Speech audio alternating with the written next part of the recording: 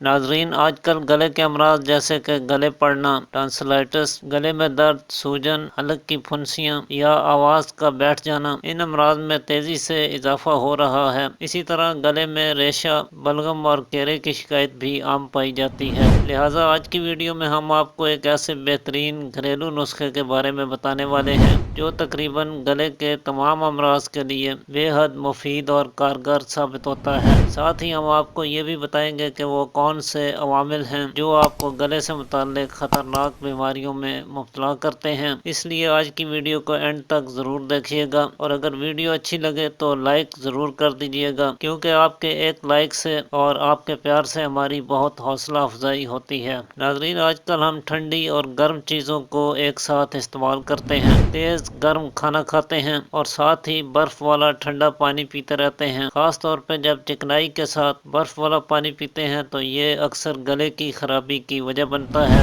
इसके अलावा बलगम की ज्यादती की वजह से, माहौलियाती आलूदगी, गर्दो गुबार और डस्ट के बायस, सिगरेट तंबाकू के इस्तेमाल की वजह से, सर्दी लगने से, गले के गदूद बढ़ जाने के बायस, सुरमा या सिंदूर गलती से खा लिया जाए और दांतों की सफाई का खास ख्याल न रखा जाए तो ऐसे में गले की खराबी का सामना करना पड़ता है। इसलिए गले के अमराज से मुस्तकिल आराम के लिए इन तमाम असबाब में से असल सबब को तलाश करके दूर करें और हस्ब ज़रूरत मुलट्ठी लेकर इसे चाकू या छुरी की मदद से खुरच कर हल्का हल्का छील लीजिए और फिर इसे पीस कर कपड़े में से छान लीजिए। इसमें से एक छोटा चम्मच लेकर 1 कप पानी में जोश दें। 1-2 जोश आ जाए तो इसे फिल्टर करके इसमें 1 चम्मच शरबत तूत स्याह किसी अच्छी कंपनी का लेकर मिक्स करें और गर्म गर्म ही चाय की तरह पी लें। इसे आप सुबह शाम दिन में 2 मरतबा इस्तेमाल करें। गले की सूजन, वर्म, दर्द, खराश, आवाज का बैठ जाना, टॉन्सिल्स का मसला,